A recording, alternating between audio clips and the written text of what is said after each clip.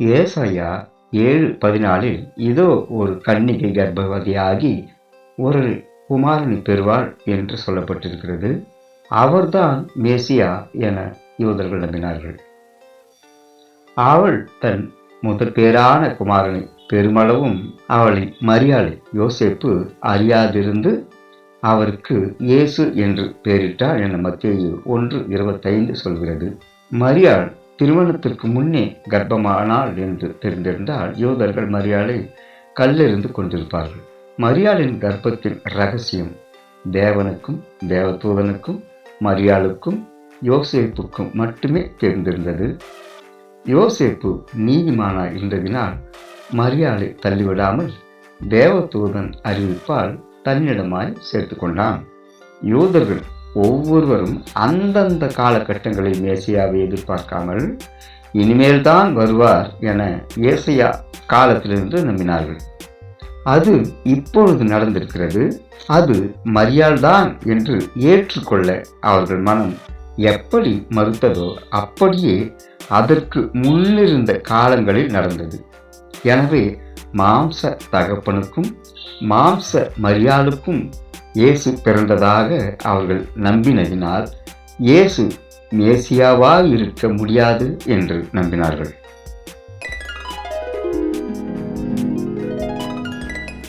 ஒன்று ராஜாக்கள் 18:19 இஸ்ரவேல் ஜனங்கள் கர்த்தரே தெய்வம் கர்த்தரே தெய்வம் என்று உலகாங்கிடம் அடைந்து அறிக்கையிடுகிறார்கள்.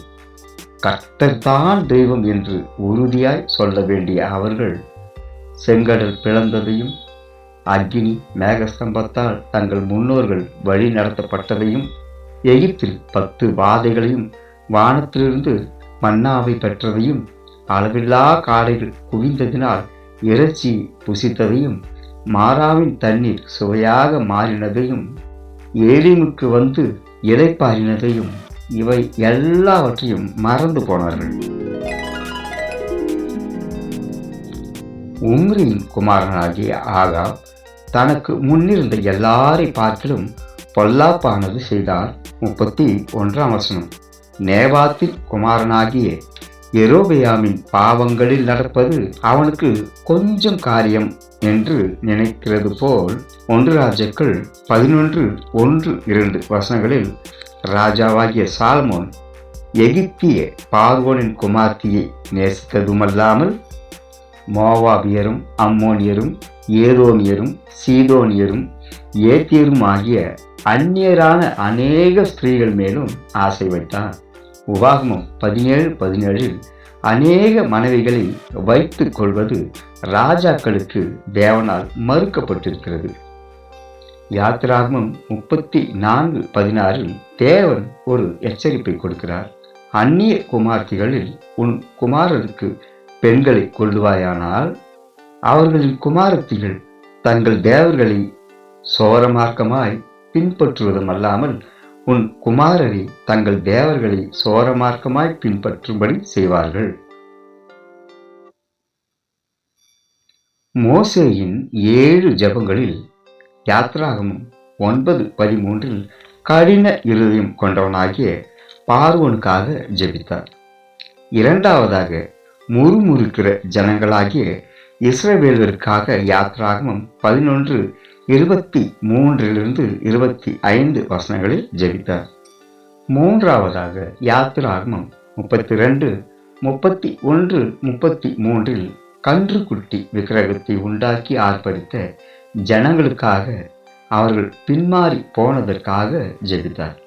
நான்காவதாக உபாகமம் 9:20 ஆரோனுக்காக ஜெபித்ததை மோசே குறிப்பிடுகிறார். ஐந்தாவதாக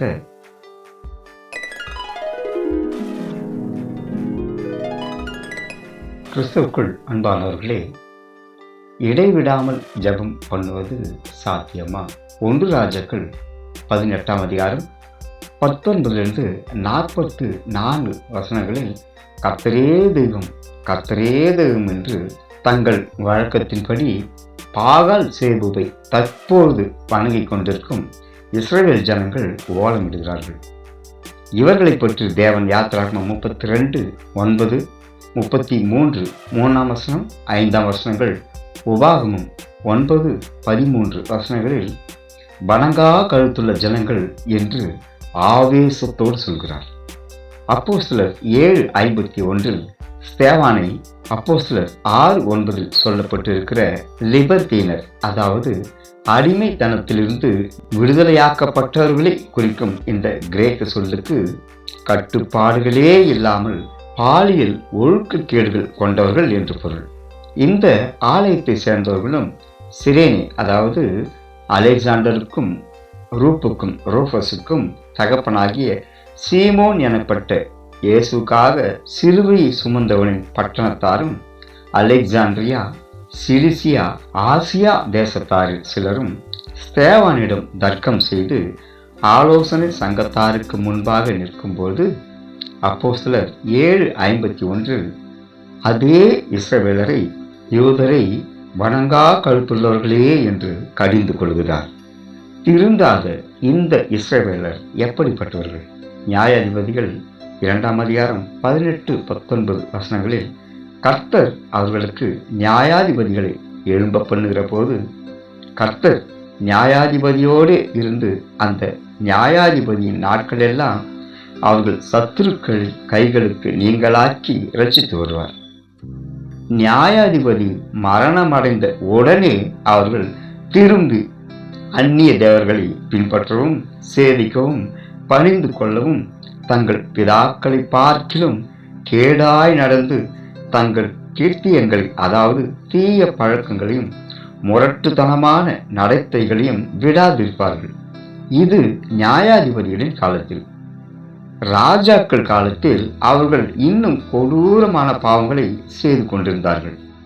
2 ராஜாக்கள் 17:14-18 வரையில் பார்க்கும்போது இந்த கர்த்தரே தெய்வம் என்று ஆவேசமாக சொன்ன ஜனங்கள் தங்கள் குமாரரையும் குமாரத்திகளையும் தீக்கடக்க பண்ணுகிறார்கள். அது மட்டுமல்லாமல் குறி கேட்கிறார்கள், நிமித்தம் பார்க்கிறார்கள். கர்த்தருக்கு கோபம் உண்டாக்க பொல்லாப்பானதை செய்கிறதற்கு தங்களை 2 கன்று குட்டிகளாகிய வார்ப்பித்த விக்கிரகங்களை தங்களுக்கு உண்டாக்கி, விக்கிரக தோப்புகளை உண்டாக்கி, வானத்தின் சேனைகளையெல்லாம் பணிந்து கொண்டு பாகால்களை செய்வித்தார்கள். தேவன் இஸ்ரவேலின் மேல் மிகவும் எரிச்சலும் கோபமும் உண்டானவராய் அவர்களை தம்முடைய முகத்தை விட்டு அகற்றி விடுகிறார். யூதா இஸ்ரவேல் உண்டாக்கின வழிபாடுகளில் நடந்தார்கள் என 2 ராஜாக்கள் 17:18-19 சொல்கிறது. இது எப்போது நடைபெறுகிறது? எலியா கர்மேல் பர்வதம் எனப்படும் மத்திய தரைக்கடலை நோக்கி செல்லும் நீளமான சமதளம் கொண்ட உயரமான மலை தொடர்ச்சியில் 450 பாகால்களுக்கும் ஆகாபுக்கும் இஸ்ரவேல் ஜனத்தாருக்கும் முன்னே வானத்திலிருந்து அக்கினியை இறக்கின ஆகாபின் காலம் தாண்டி, எலியாவின் காலம் தாண்டி எலிசாவின் காலத்தில் நடக்கிறது. யாத்ராகமம் 32:10 கர்த்தர் மோசேயிடம் இந்த இஸ்ரவேலரை அழிக்க கேட்டபோது மோசே சரி என்று சொல்லியிருந்தால் இவ்வளவு பிரச்சனைகளை தேவன் அனுபவித்திருக்க வேண்டிய அவசியமில்லை. அவர்கள் எகிப்திலிருந்து புறப்பட்ட போதே தங்கள் ஆழ் மனதிற்குள் எகிப்தின் தெய்வங்களாகிய ரா என்னும் சூரிய கடவுளையும், அபிஸ் என்னும் நைல் ஆற்று கடவுளையும், ஒசிரிஸ் என்னும் மரணம், உயிர்த்தெழுதல் மற்றும் பாதாள உலகத்தின் கடவுளையும், ஐசிஸ் என்னும் பாதாள உலக கடவுளின் மனைவியையும், ஓரஸ் என்னும் ஒசிரிஸ் ஐசிஸின் மகனாகிய மாயவித்தை கடவுளாகிய செட் என்னும் கடவுளையும், டா எனப்படும் நெஃபர்டைம் கடவுளையும், ஹாதோர் என்னும் பசு காளையின் தெய்வத்தையும், நரியின் தலையும் மனித உடலையும் கொண்ட அனுபிஸ் தெய்வத்தையும், பறவின் தலையையும் மனித உடலையும் கொண்ட தோப் தெய்வத்தையும், பேஸ்டெட் எனப்படும் பூனை வடிவ தெய்வத்தையும், காற்றின் கடவுளாகிய அமோனையும், ஏபிஸ், பெண்ணும், அட்டும், கெபி, பெஸ், எருஊர், கெப்ரி, ஹிமோட்டெட்,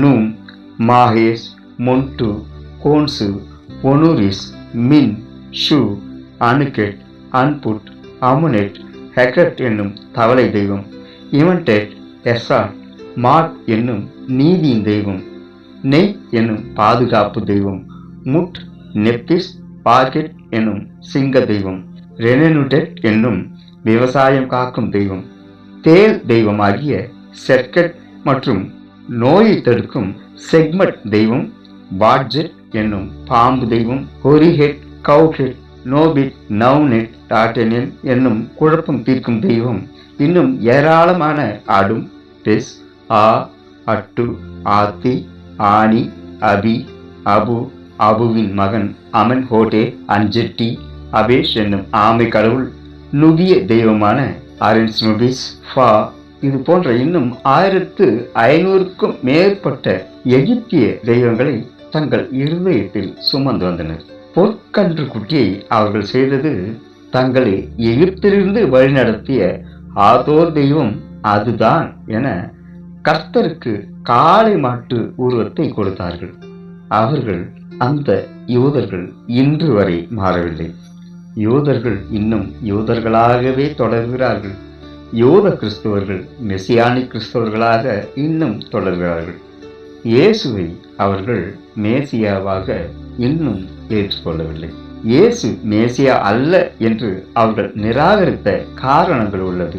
இயேசு கலிலேயாவில் இருந்த நாசரேத்திலிருந்து வந்தார். யோவான் 7:41 கிறிஸ்து கலிலேயாவிலிருந்து வரமாட்டார் என நம்பினார்கள்.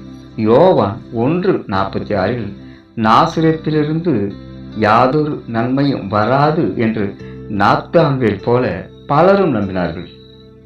யோவான் 4:25 சமாரிய பெண்மணி நம்பினது போல மேசியா வருவார், வந்து எல்லாவற்றையும் அறிவிப்பார் என அநேக மக்கள் எதிர்பார்த்திருந்தார்கள். இயேசுவின் பின்னால் அநேகர் செல்வதைக் கண்ட விசுவாசமுள்ள யூதர்கள் யோவான் 6:15 அவரை ராஜாவாக்கும்படி பிடித்து கொண்டு போக மனதாயிருந்தார்கள். ஆனால் இயேசு அதை ஒப்புக்கொள்ளாமல் விலகி போனார். மேசியா வந்து தற்போது இருக்கிற ரோம சாம்ராஜ்யத்தை அழித்து யூதர்களுக்கு விடுதலை தந்து ஒரு தனி ராஜ்யத்தை அமைப்பார் என எதிர்பார்த்தார்கள்.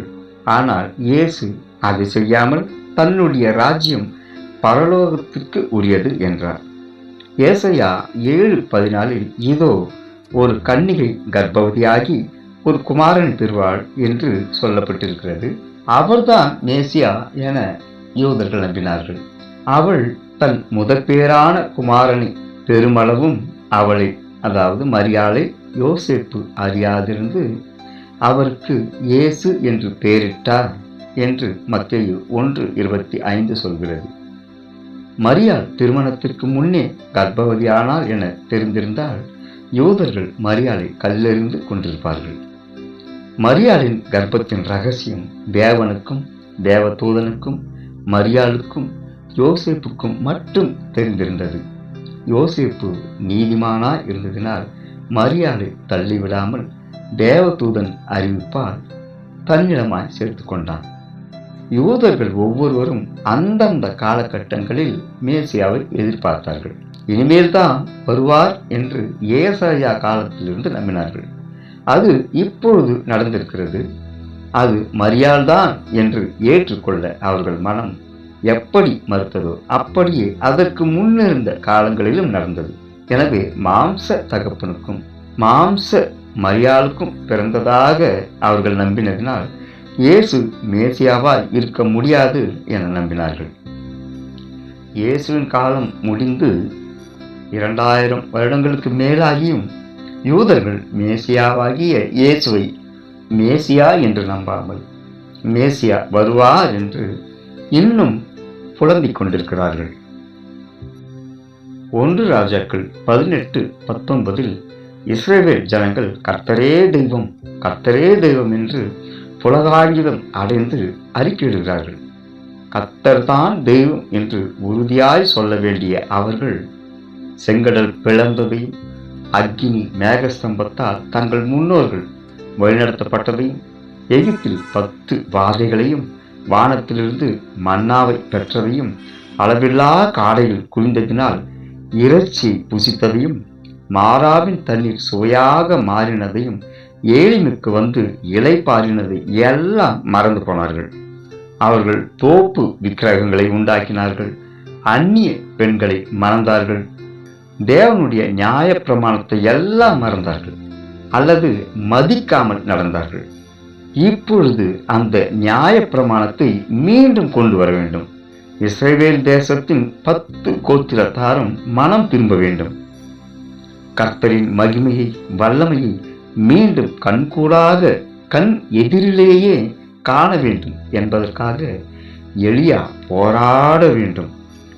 உண்மையில் இது எலியாவின் போராட்டம் அல்ல, தேவனின் போராட்டம்.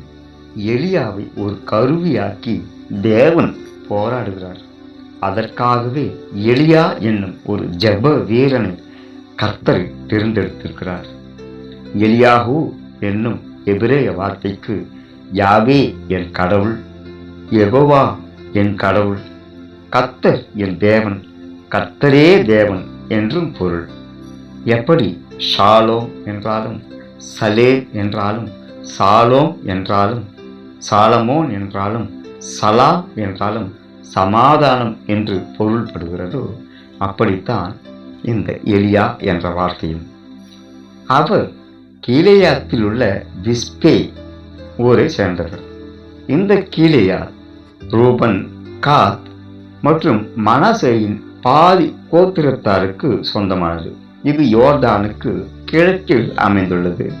ஆதியாகமம் 31 அதிகாரம் 46, 47 லாபானும் யாக்கோபும் ஒரு இடத்தில் உடன்படிக்கை பண்ணி ஒரு கற்குவியலை சேர்த்து அதற்கு லாபான் ஜெகசர் தூதா என்றும், யாக்கோபு அதற்கு கலையத் என்றும் பெயரிடுகிறார்கள். அதற்கு சாட்சி குவியல் என்று பொருள். இந்த பகுதியிலுள்ள பிஸ்பேவிலிருந்து தான் ஒரு புயலைப் போல, ஒரு சூறாவளியைப் போல திடீரென்று நமக்கு 1 ராஜாக்கள் 17 எலியா அறிமுகமாகிறார். அன்பானவர்களே, எலியா நமக்கு அறிமுகம் ஆவதற்கு முன்னரே அவர் தீர்க்கதரிசியாய் இருந்தார். நமக்கு அறிமுகம் ஆகும் முன்னரே ஆகாவுக்கு பழக்கமானவராய் இருந்தார். ஒரு சாமானிய மனிதனால் வடக்கு பகுதியில் 10 கோத்திரத்தாருக்கு ராஜாவாக இருக்கும் ஒருவரின் முன்னால் சாதாரணமாக சென்று நிற்க முடியாது. சென்று விட்டாலும் ஒரு அரசனின் முகத்தை பார்த்து பேச முடியாது. ஒரு அரசனுக்கு சவால் விட முடியாது. ஒரு ராஜாவை எச்சரித்து விட்டு உயிரோடு திரும்ப முடியாது. கற்பனை செய்து பாருங்கள். எலியா வரும்போது அவரை ஏற்கனவே அறிந்திருந்த ஆகாபின் தளபதி முதல் வாயிற் காப்பாளன் வரை அவருக்கு எந்த தடையும் சொல்லியிருக்க முடியாது. தீர்க்கதரிசிகள் அரசனை கண்டித்து உணர்த்தும் அளவு மிகுந்த செல்வாக்கை பெற்றிருந்தனர். தாவீதின் காலத்தில் காத், நாத்தானை போல இப்போது நம் கண்முன்னே ராஜவஸ்திரம் தரித்து கிரீடத்தையும் தங்க ஆபரணங்களையும் செங்கோலையும் பிடித்திருக்கும் கம்பீரமான ஆகாப் நிற்கிறார். அவருக்கு எதிரே சரிசமமாக அல்லது ராஜாவை எச்சரிக்கும் தீவிர மனோபாவத்துடன் மயில் ஆடையை தரித்த எலியா மிகவும் ஆத்திரத்தோடு ஆகாபின் முன்னே நிற்கிறார். எந்தவித சமரச பேச்சுக்களும் இல்லாமல் தலையில் இடியை இறக்குவது போன்ற வார்த்தைகளை எலியா பேசுகிறார். ஆனால் நேரடியாக மழையை குறித்து அவர் பேச வாய்ப்பில்லை. முதலில் ஆகாபை எச்சரித்திருப்பார். ஆகாப் செய்கிற எல்லாவற்றையும் தேவன் பார்த்து கொண்டிருக்கிறார். எலியாவும் கவனித்துத்தான் கொண்டிருந்தார். ஆகாப் மிக மிக பொல்லாதவைகளை செய்தான் என்பதையும், இதுவரை எந்த ராஜாவும் செய்யாத படு பாதக செயல்களை தேவனுக்கு முன்பாக செய்து கொண்டிருப்பதை குறித்து தேவனும் எலியாவும் கலந்துரையாடல் செய்திருப்பார்கள். வேதம் 1 ராஜாக்கள் 16 அதிகாரம் 30 வசனத்திலிருந்து பார்ப்போம். உம்ரியின் குமாரனாகிய ஆகா தனக்கு முன்னிருந்த எல்லாரை பார்க்கலும் பொல்லாப்பானது செய்தான். 31 வசனம். நேபாத்தின் குமாரனாகிய ரெகோபயாம் செய்த பாவங்களில் நடப்பது அவனுக்கு கொஞ்சம் காரியம் என்று நினைத்தார் போல் 1 ராஜாக்கள் 11:1-2 வசனங்களில் ராஜாவாகிய சாலமோன் எகிப்திய பார்வோனின் குமார்த்தியை நேசித்ததுமல்லாமல் மோவாபியரும், அம்மோனியரும், ஏதோமியரும், சீதோனியரும், ஏத்தியருமாகிய அந்நிய பெண்களான அநேக ஸ்திரீகளின் மேலும் ஆசை வைத்தான். உபாகமம் 17:17 அநேக மனைவிகளை வைத்துக் கொள்வது ராஜாக்களுக்கு தேவனால் மறுக்கப்பட்டுள்ளது. யாத்ராகமம் 34:16 தேவன் ஒரு எச்சரிப்பை கொடுக்கிறார். அந்நிய குமார்த்திகளில் உன் குமாரருக்கு பெண்களை கொள்வாயானால் அவர்களின் குமாரத்திகள் தங்கள் தேவர்களை சோரமார்க்கமாய் பின்பற்றுவதுமல்லாமல் உன் குமாரரையும் தங்கள் தேவர்களை சோரமார்க்கமாய் பின்பற்றும்படி செய்வார்கள். உபாகமம் 7:3-4 வசனங்கள், யோசுவா 23:12-13 யாத்ராகமம் 25:32-33 வசனங்கள் இவற்றை குறிப்பிடுகின்றன. நெகேமியா 13:23 25 என்னாகமம் 25 1-2 வசனங்கள், எஸ்ரா 9 2 இவைகளை படித்து பாருங்கள். இவைகள் எல்லாம் ஒரு எச்சரிப்பாக கொடுக்கப்பட்டிருக்கிறது. ஆகாபினிடத்தில் எலியா 1 ராஜாக்கள் 16 31 34 வரை ஆகாபின் செயல்களை குறித்து முதலில் எச்சரிக்கை செய்திருப்பார். இருவருக்குமான விவாதத்தை கற்பனை செய்து பாருங்கள். அங்கே ஆகாபுக்கு முன்னால் நிற்பவர் யார்? தன்னை பற்றி தேவனின் வார்த்தைக்கு பதிலளிக்கிற எலியா சொல்கிறார். 1 ராஜாக்கள் 19:10 அதற்கு எலியா, சேனைகளின் தேவனாகிய கர்த்தருக்காக வெகு பக்தி வைராக்கியமாயிருந்தேன் என்கிறார். அந்த வைராக்கியமுள்ள எலியாவும் வணங்கா கழுத்துள்ள நியாயப்பிரமாணத்தையும் கர்த்தருடைய வார்த்தைகளையும் கர்த்தரையும் உதாசீனப்படுத்திய ஆகாபும் எதிரெதிரே நிற்கிறார்கள். எலியா, ஆகாப் ராஜாவே கேளு, நீர் கர்த்தரின் உடன்படிக்கையை மீறி சீதோனின் ராஜாவாகிய ஏர்பாகாலின் மகளாகிய ஏசபேலை திருமணம் செய்திருக்கிறாய். உண்மையான தேவனாகிய யெகோவாவிற்கு எந்த ஆலயத்தையும் கட்டாத நீ உன்னுடைய தலைநகர் சமாரியாவிலே பாகாலுக்கு கோயிலை கட்டினதும் அல்லாமல் அந்த பாகாலுக்கு பலிபீடத்தையும் ஏற்படுத்தியிருக்கிறாய். விக்கிரக தோப்பை உண்டு பண்ணி இஸ்ரவேலின் தேவனாகிய கர்த்தருக்கு கோபம் உண்டாக்கும்படி உனக்கு முன்னிருந்த இஸ்ரவேலின் ராஜாக்களை பார்க்கணும் பொல்லாப்பானதை அதிகமாக செய்தாய். இப்பொழுது நான் உனக்கு சொல்கிறேன் கேள். என் வாக்கின் படியே என்று நான் சொன்னால் ஒழிய இந்த வருஷங்களிலே மழை மட்டுமல்ல பனி கூட உன் தேசத்தில் பெய்யாதிருக்கும் என்று இஸ்ரவேலின் தேவனாகிய கர்த்தருக்கு முன்பாக நிற்கிற நான் அவருடைய ஜீவனை கொண்டு சொல்லுகிறேன் என்கிறார். 1 ராஜாக்கள் 17:1. அன்பானவர்களே, உபாகமம் 22:24 சொல்கிறது. 23 வசனம், உன் தலைக்கு மேலுள்ள வானம் வெண்கலமும் உனக்கு கீழேயுள்ள பூமி இரும்புமாயிருக்கும். அன்பானவர்களே, இடைவிடாத ஜெபம் எலியா 2ஆம் பாகத்தில் சந்திப்போம். ஷாலோம்.